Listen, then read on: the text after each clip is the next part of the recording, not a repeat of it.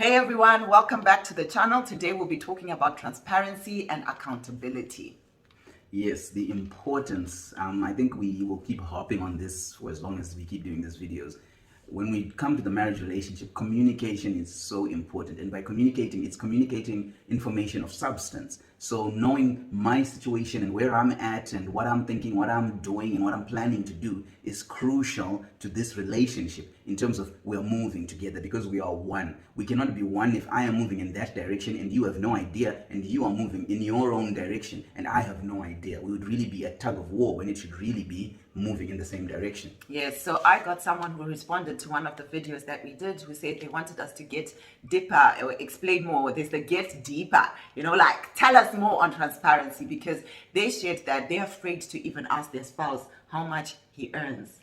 Yeah, I think, wow. The first thing I would say, that sounds old school, because I know that was something in our parents' generation, that was something that was almost the norm, if anything, that you would be the odd one out if your wife knew what you were getting, like your salary completely, that you were the odd couple, out of the bunch. But being realistic now, this is something that is so crucial. We are one. What do we mean we're one? We mean we are one completely. So because remember, like take for example our situation. I'm the one who works, you staying home, you're taking care of the kids. But that I am going to work and I'm earning something, it does not mean you do not have a role in that. Because when I go to work, I have peace of mind that our children are being taken care of, that our household is being taken care of. So really, when I'm going to work on behalf of you and me. So you could say in a way that what I take in, 50% is you, 50% is me. Because the fact that I'm the only one who's doing it, you're doing probably a bigger job staying home, taking care of the kids. The kids are such a big responsibility and you cannot undermine that responsibility. And I think with the kids, it's always like a situation where if you leave them and you let them do whatever, it'll take 18 years when they're now emancipated and they can go and do their own thing. Then you see, ooh, this kid is messed up. But it was that 18 years. And then I'm saying, so it's really important. The job you're doing is so vital. So we cannot say that I'm the one who's working, it's my money. It's not my money.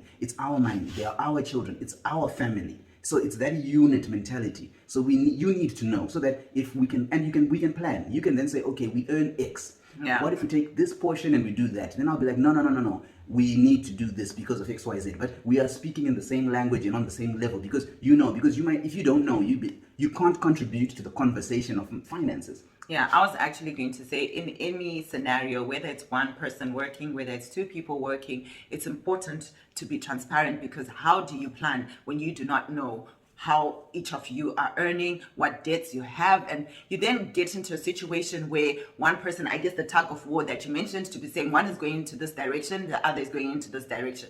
And maybe if you have time, check on the video we did about the importance of planning as a family, because one of the things that comes with planning as a family is you're able to make better decisions when you're transparent to say, at this year I'm probably doing school, so I need you to be home more. So it means at your workplace, even if opportunities come, because you know what I'm trying to achieve this year and what we are trying to achieve together, you're able to say no. Right? And then sometimes because people don't communicate, they have an issue where one will come and say, oh, I have to be away the next month. And then the other person will be like, don't you know I also have a commitment that's been happening all along? And you're now looking at each other like, so who's going to compromise? But if you're working together and you plan and you're transparent, it helps you to make decisions and plan what's ahead. And the good thing about transparency, do what works for you. Others have joint accounts, others have separate accounts, but they put their money together when it comes to their bills. So do what works for you. Another thing that you need to be transparent about, we wrote a few points, which are salary, debts, struggles, and addiction.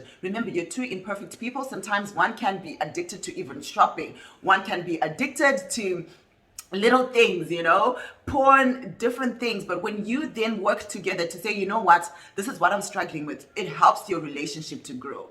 And I forgot the exact amount, but stats were showing that sometimes in a marriage, you can tell that one spouse is addicted to porn and it's affecting the marriage, but you're not able to sit down and say, what can we do, or where can we go? And sometimes these things have started before you even get married, or you just got advice from the wrong person who told you, Sha, this is what you need to be doing. I remember one person was sharing to say, her husband had gone to a bachelor's and all the men were like, dude, you're weird, you're not doing it. And he thought, this is a normal thing. And it's only when they sat down and he said, you know, I was only doing it because I thought that's what everyone was doing. And the guy was willing to then get the help that they need. So transparency is very, very important. Like we mentioned in the past videos, you're a team. You're not enemies. What you struggle with is something that you can work together. I don't know if you want to add. Yeah, I just wanted to go back to the point you're talking about, like that whole knowing and planning. I think what is really important is that when you know what's going on in your spouse's life, and she knows what's going on in my life, what I am thinking, how I am going forward, what I've noticed is we don't seem to have the problem of me trying to exercise my rights as the one who wears the pants in the house. That seems to happen less and less because we are, like we said, we're all created equal in God's images. And granted, I am the responsible party if anything goes wrong, but we are created equal. And we obviously, I am a guy, you're a girl, but we are humans. We're both human, and we treat each other as equals. And in that relationship, we are communicating. We know what's going on. So, and we're thinking about what's best for this unit. So there is no need to be like, oh, no, I'm wearing the pants. None of that. It's like, oh, okay, I see where you're coming from. But look, I was thinking this. What do you think? Oh, I think that's a better idea. But no, remember, because of this, we can't do that. Oh, okay. No one is saying, no, this is me, I'm the man of the house. None of that comes up because we are communicating. I know what's going on, you know what's going on, and things just flow. We don't have to be, trying to pull rank. Yeah, and one of the things that has really helped us to look at marriage with a different perspective is knowing that marriage is a ministry and it's about serving each other. One of my favorite podcasts that I listened to, the couple was sharing the other day to say, you need to make sure that you don't have a slave mentality, but you have a serving spirit, which is something you actually pray for. If someone comes to you and says, can you do this for me? If you have a serving spirit, you're willing to do it. But if you have a slave mentality to say, who do you think you are? It's always going to be a problem for you. But when you understand that marriage is a ministry, meaning you're serving each other, it helps you to look at marriage from a different perspective. You don't have a list to say, I've done this and that and that and that for you. What have you given me in return? Because you give without expecting anything in return. Okay, so it goes to our next point, transparency in our day-to-day lives. You shouldn't be, we had a marriage series last year where we got Pastor Ngwaru to share, and he was saying, intimacy is not apologizing to be in your spouse's space. Can you share about that? Yeah, I think that the intimacy thing, it's intimacy, it's knowing. I think the Bible, it says, it's knowing the other person, and they say Adam knew Eve, and of course they're talking about the physical intimacy, but intimacy goes beyond that, and they use the word knowing. I like that because you know what's going on with your spouse. You have that deep knowledge. So if I get out, because I think something we tend to underestimate and underrate, remember we're a unit, and we're not promised tomorrow. So when I walk out that door in the morning and I go to get, whether it's get in the car, go to get a bus or the train, whatever it may be, I don't know if I'm coming back. But, and if I am, then at least, it's important. You are my priority. You are my family. You are this is my community, my first community. Where am I? I think it is your right to know where I am at any given time, Like, okay, no, he's gone out, he's at work today, he says he's going to be running late, he's got a meeting, so he should be leaving work at 6 o'clock, it takes him about an hour, so around 7 o'clock we'd expect him back. If something changes, I should be able to let you know. If maybe you need to do something in the evening, maybe some of the kids need to go somewhere, swimming lessons, whatever the case may be, there has to be that communication. And this is what I'm talking about, that intimacy. You know exactly. It can be minute by minute, whatever the case may be, however much you want to know, you should be able to know. And I think it also goes to that issue of, like, let's say, I think the big, the hot potato, I know back in Zim there was the issue of the cell phones. Should the spouse have access to the other spouse's cell phone, the passwords, we've got fingerprints. I thought there was a law that was passed that said you don't have any rights. Yeah, but I think it's one of those things where, do we even need to have a law? Yeah. Because I think what's important is, like, we say, do what works for you as a couple. Maybe you don't want to, like, you're at a stage in your life, you're saying, I don't want to know what's in your phone, whatever. But what I would suggest or recommend is that leave the door open. Like, you can say, no, you know what, I don't want to know what's on your phone. Then I'll be like, fine, but here is my password. So you have it. I've left the door open. Things change, people change. But when you, like, even if you're saying you don't want to know, if you ever want to know, you can. Yeah. And you also, even if you ever want to know, knowing that I've given you that access, it might even give you more comfort to be even more relaxed and say, you know what, I'm okay with it because I can at any time. But when there's that restriction, then that thing in the back of your mind starts thinking, why? What's being hidden or what? And you know, the amazing thing is you really made me change my perspective on this phone thing. I remember when we started dating and I'm like, dude, just keep your phone. I don't look at people's phones because almost all my relationships had ended because I looked in the dude's phone, you know? And he was saying to me, I don't even mind. And I'm like, he must be hiding something. At first, I was convinced maybe before we meet, you delete your messages and then you arrive and then you're like, here's my phone. But 9 years later, I've learned I've got access to almost everything. And there's a tendency that I've noticed that if someone tells you you can't touch something, even for a child, you then want to touch it. But if you have access to it all the time, you can't be bothered, you know, and that is part of knowing what is going on in each other's lives. And you know, the truth is COVID has taught us that life is short. Anything can happen. Imagine your spouse dies, you don't even have access to their phone, you don't even know the accounts, you don't even know the debts that they have. And sometimes a spouse dies and you find they're saying, you know what, there's like 50,000 owing loans. And you're like, huh?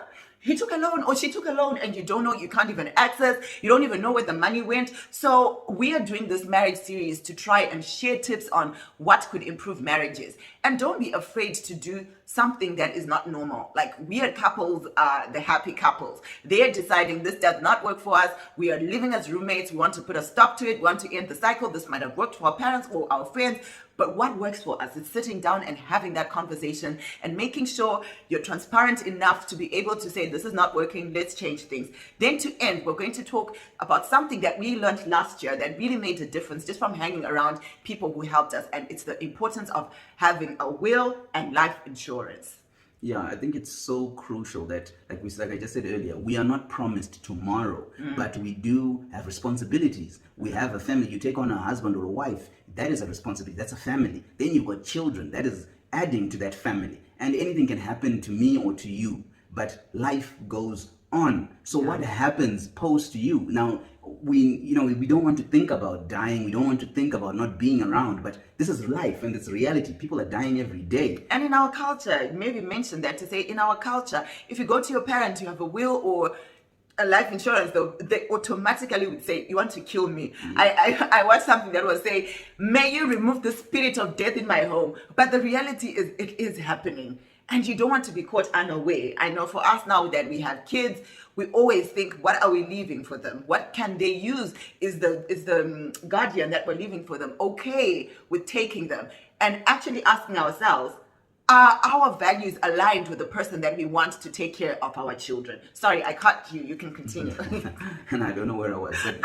But it's so, those things are so important, like that taking responsibility. You really need to have that in mind and not to be taking offense because you need to look at the reality of it. It's not, having a will doesn't mean someone wants you to die tomorrow or anything. No, it's, unfortunately, in the event of this, it's nasty business. It can happen. But if it does happen, it's like having, we can call it a plan B. We don't want to think about plan B, but if we find ourselves in that situation, what do we do? What would you like us to do? And you get to have a say in a situation when you are not there. So from that perspective, even, it's still a good thing. And I think it's really important because it shows that you love your family, you love your children, because your children really are an extension of you and you want what's best for them, yourself and your spouse, whoever remains. You want the best possible scenario. Without you, what would be the best case scenario that for them would happen for life without you? So I think it's really crucial to have that in place. Yes, that is so true. And the advantage of having insurance, like life insurance, is even if one of you passes away,